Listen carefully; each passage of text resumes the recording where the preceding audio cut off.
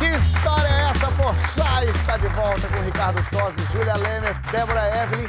E é o momento das perguntas agora. Ai, meu Deus. Pergunta, vai. Pergunta. A primeira lembrança que vocês têm na vida? Então, eu tenho uma lembrança que eu acho que é muito, assim, porque eu ouvi já muito essa história, porque eu era muito pequena e, na verdade, minha memória é muito ruim.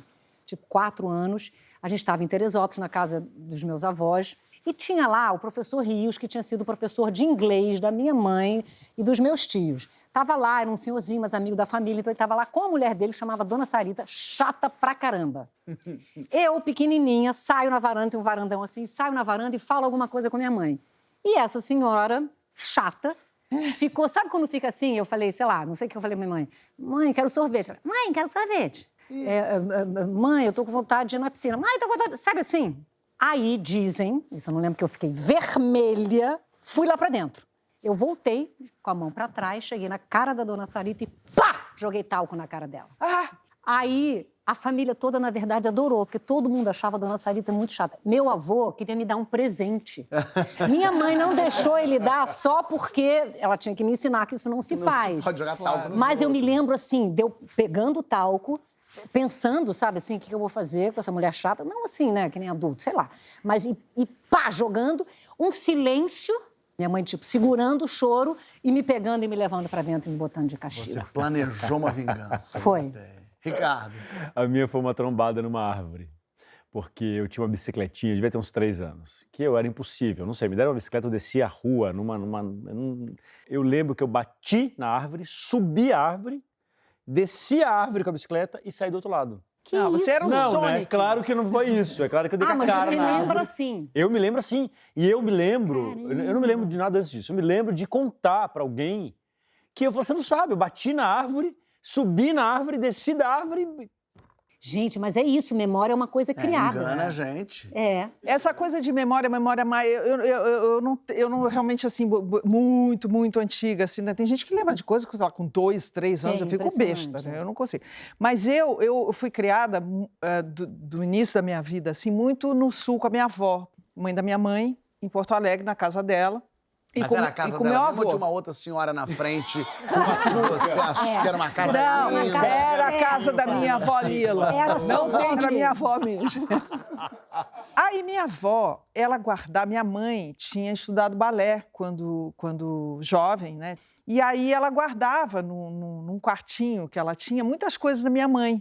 Então tinha vestido de balé, aqueles vestidos com tutu, sapatilha e tal, não sei o quê. E eu ficava na casa da minha avó... E era quase que como entrar num conto de fadas maluco, assim, porque ela me deixava fazer absolutamente tudo.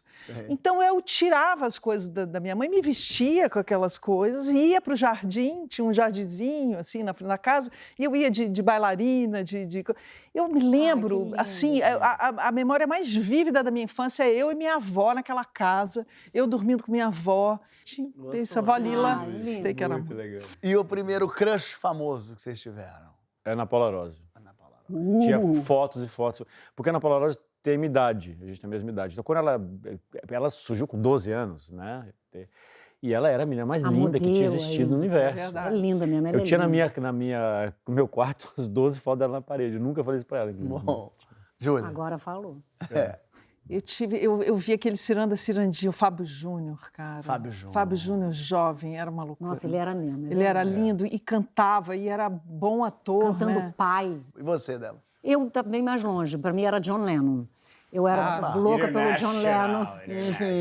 A minha irmã, que é um pouquinho mais velha que eu, pouco mesmo, era George Harrison e eu, John Lennon, a gente escrevia cartas pra eles, a gente tinha certeza que eles recebiam a carta e a gente tinha certeza que um dia eles iam responder pra gente. Uma viagem incrível que você já fez. Eu fiz uma viagem que foi muito importante para mim, porque eu tinha 14 anos e fui passar um tempo no Canadá. Eu fiz um intercâmbio e a gente fez uma viagem de canoa pelos lagos gelados do Canadá e a gente se perdeu.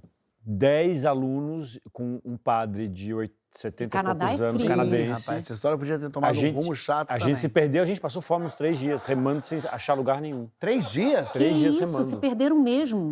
A gente achou um hotel no meio do mato, lindo, lá bucólico, no meio do Canadá, e salvou a gente. Que Viagem história. inesquecível.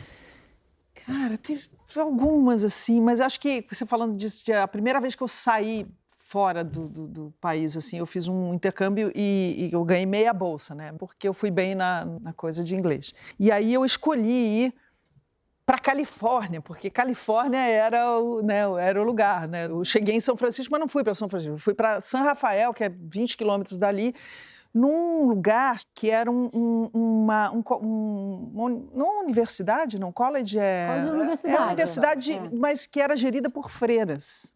Só que no verão tinha esse curso extensivo de inglês. Ela vai falar, no verão elas não eram freiras, eram strippers. Parecia que no verão elas eram uma outra coisa. Só que no verão... No verão elas vazavam, elas iam tirar férias e aí ficavam alguns professores e alunos que davam suporte ali. E era uma farra. Era um negócio que, cara, pela primeira vez, assim, eu descobri o que era, sei lá, um monte de coisa. Tudo que você pode imaginar. E eu, depois desses um mês e meio que eu fiquei lá, eu ia para uma casa de uma família. E eu fui para Independence, uma família de mormons. Os jovens ficavam, tipo, numa sala que tinha quase uma aula sobre religião e os mais velhos iam para a igreja fazer lá as coisas que eles faziam. E aí, como eu era nova no pedaço, eles me perguntavam, você vem de onde? Do Brasil e tal. E quando eu vi, eu estava tendo que explicar o que era religião no Brasil. Para os mormons, em inglês, que eu nunca tinha pensado em fazer algo parecido, tipo, bom, lá é um país de católicos, porém, nós temos o candomblé, nós temos a Umbanda. E comecei a pensar na loucura que é o Brasil. E as pessoas me olhavam como se estivesse vindo de Marte, assim. Débora, uma viagem inesquecível. Olha, é Rússia, porque foi um lugar que eu sempre tive muita vontade de ir. Vem cá, eu sei o nome da sua família. Sorachevska. 18 consoantes, 2 vogais. Sorachevska.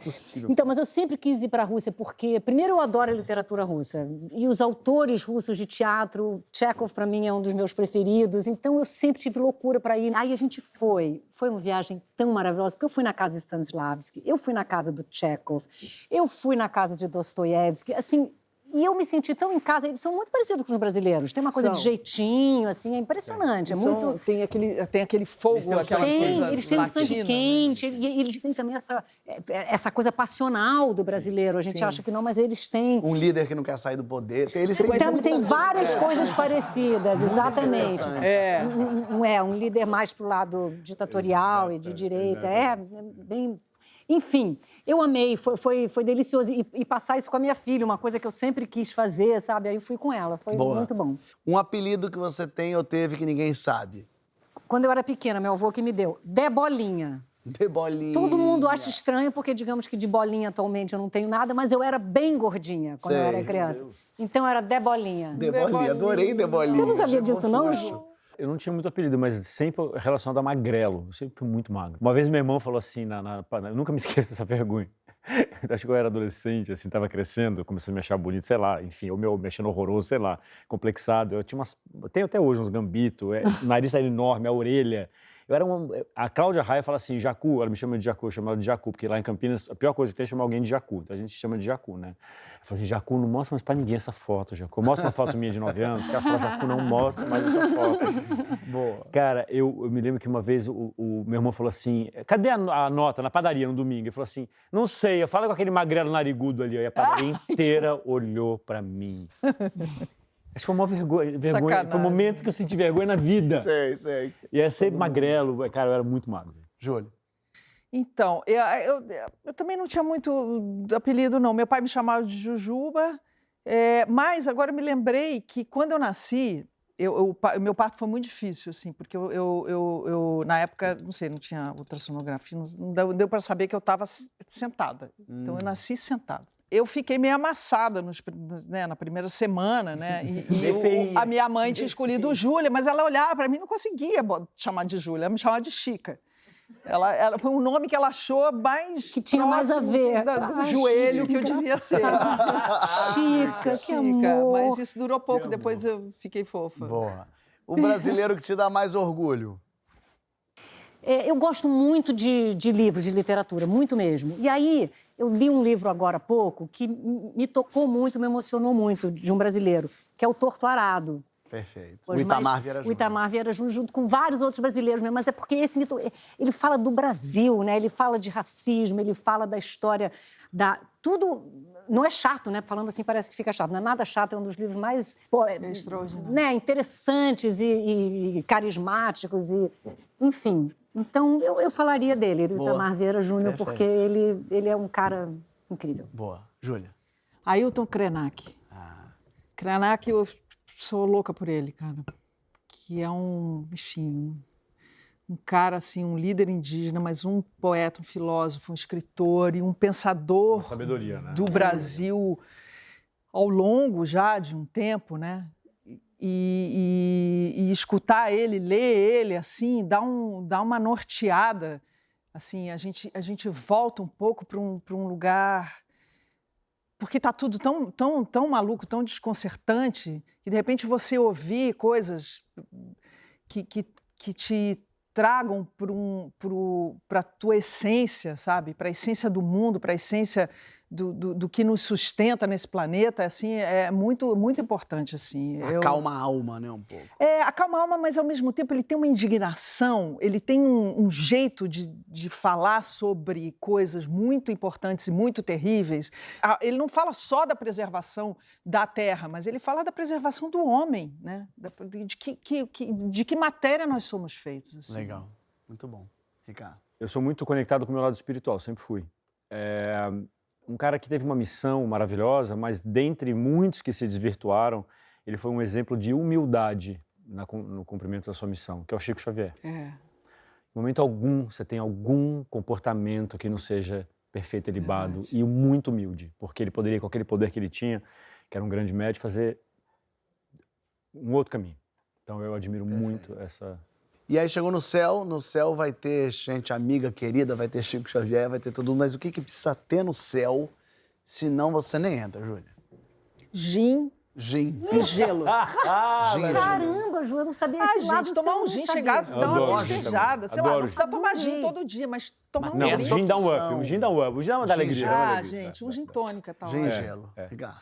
Não, pra mim, gente divertida. Porque é onde eu vou passar minha eternidade, eu não Aliás, quero é o gente que chata. mais tem lá, né? É o Gente que mais tem lá. divertida, Gente vai. chata, eu quero ter o céu seja dividido em duas montanhas. Vai gente chata pra cá e fica gente divertida aqui, pelo amor Gente de divertida. Deus. Débora. Olha, fora gente realmente também divertida e amorosa, então, para mim, eu achei genial o gin tônica, mas, enfim, para mim é mesmo arroz, feijão, uma boa farofa, Terceiro. um bife Ela tá na matéria. mal passado, sangrando, porque passar fome, eu morro de medo de passar fome. Arroz, feijão, farofa, bife, batata frita. É isso, né? Perfeito. Isso diz a pessoa que come muito. Mas eu como, você sabe, come, Ju, eu ela como. come mesmo. E aí, pra terminar, o que vocês querem escrito na lápide de vocês? Ricardo. Ele fez o melhor que conseguiu. Muito bem. Débora. Eu quero parafrasear o padre Fábio, que estava aqui. Aham. Ele falou uma coisa que eu falei, é isso. Estou aqui, mas a contragosto. Não tô afim de morrer, não quero morrer. É lindo. Não tenho vontade. Júlia. Eu li uma frase outro dia que eu guardei pensando nessa coisa, se um dia eu tiver uma lápide, que provavelmente eu não vou ter, mas porque não vou estar enterrada no chão, mas eu achei bonito, que quando você escreve, né, entre a vida e a morte, o amor está no centro. Quando você escreve entre a vida e a morte, o amor que bonito. está Escreve no centro. meio. Que interessante. E é um pouco isso, entre a vida e a morte, o amor está no centro.